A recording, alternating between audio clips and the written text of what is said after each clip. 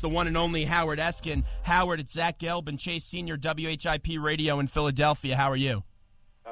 Absolutely sensational. I couldn't be better right now. Well, that's fantastic. I would always want to wake up and just be Howard Eskin. I feel like you live a great life there, Howard. Sometimes you may not want to wake up and be me, trust me. But right now, things are, it can't be any better than this with a game coming up. Well, it's going to be a big-time game, Thursday Night Football. Chiefs coming into Lincoln Financial Field to play the Eagles, and you have Andy Reid coming over as he no longer is with the Eagles and now is with the Chiefs. McNabb's number is being retired at halftime. When you look back at this duo, how do you remember them? Well, I remember a lot of success, and I'd like to kind of separate both of them, even though they were together, because without Donovan McNabb, or without Andy Reid, Donovan McNabb would not have been successful, because we did see that when he went to other places. But certainly Andy Reid needed a good quarterback, and he developed Donovan McNabb. But they wouldn't have won the division titles. They wouldn't have gone to the conference championship games. They wouldn't have gone to the Super Bowl. So clearly, when you look back at the 14 years that Andy Reid's had here, I think, 11 for Donovan McNabb? When you look back at those years, you obviously realize that between the both of them, they were very successful, and certainly Andy Reid was successful as a head coach. We know this fan base is passionate like no other, and there are some fans that are bitter about the Reid and McNabb era. I expect a lot of applause at Lincoln Financial Field, but do you expect a standing ovation for both Reid and McNabb come Thursday night? Yeah, not standing by everybody. There's still some people out there that don't like the fact that neither one of them won a championship. So there'll be some people. The problem is time has to separate all that. If you go 10 years from now, they'll realize how good a coach Andy Reid was here in Philadelphia. If you go 10 years from now, you realize that Donovan McNabb was probably the best quarterback in Eagles history. But time's been too short, so they don't absorb it. Mike Schmidt was crushed here, was booed. He was only the best third baseman that ever played the game, but it took time for people to understand that. So time really heals a lot of that. But there'll be a lot of people cheering, but I clearly don't think it's going to be 100%. There'll be boos, and then I think it'll be drowned out by the cheers for the most part. Howard, it's Chase Senior. As a local kid, I used to listen to your show every single day, so it's an honor to talk to you. You're a reason why I want to get into the radio business. I've been an Eagles fan since I can remember, but at the same time, I'm only 21 years old. I remember the end of the Ray Rhodes brief coaching stint, but for the most part, Andy Reid is all I know as a fan of this organization. I'm certainly thankful to have seen such a successful run of football, and Reid helped make the organization relevant again, but he wasn't able to break through, as we all know, and win that big game. Why do you believe there's a fraction of this fan base that despises Reid? Because I know you had a pretty close relationship with him. Well, what they don't like is that Andy Reid never answered questions. Mm-hmm. It was vague. He didn't share things. He didn't show personality. LaShawn McCoy said it yesterday, and I've seen it, that regardless of what he shows to the media and publicly, he's got a really good personality. He's a funny guy. He's a good guy. But he didn't care about showing that. He just cared about coaching a football team, and that's just his belief on how to coach that goes way back to his college days and his college head coach. But that's why they didn't like him. And the fact that he didn't win a Super Bowl just was on top of that. But Dick Vermeil never won a Super Bowl, but people love him because he had a personality. He had his heart on his sleeve. There's different ways that you can show people, and they accept it.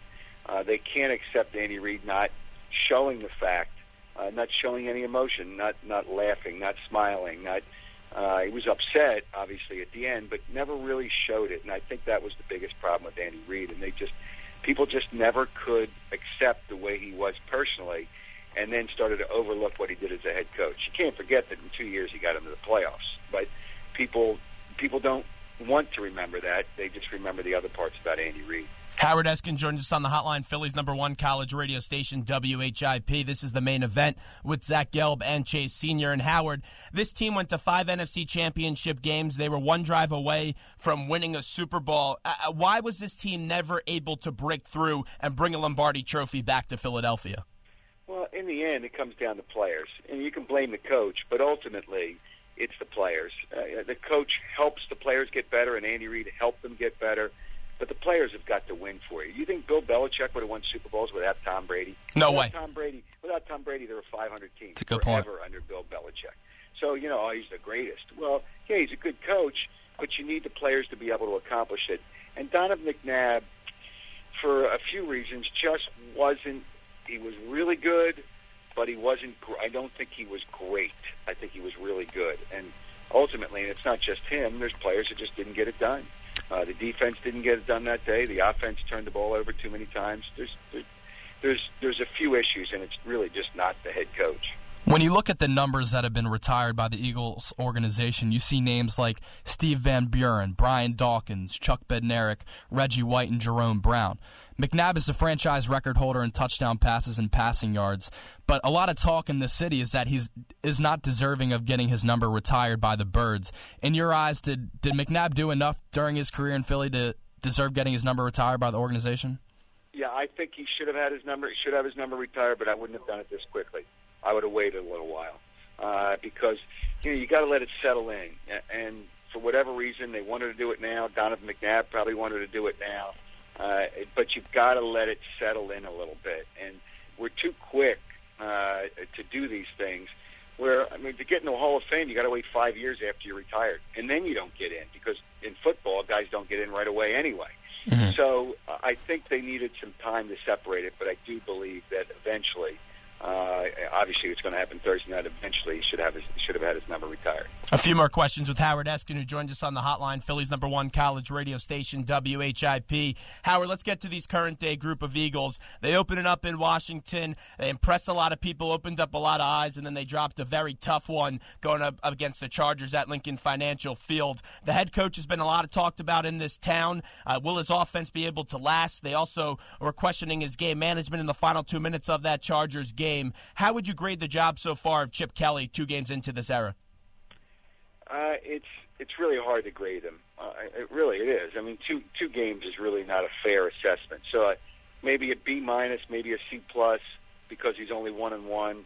But the reality is, I think he knows what he's doing. I think he's really a really sharp guy. But is what he's doing going to work? We don't know that yet. And again, they don't have the players on defense.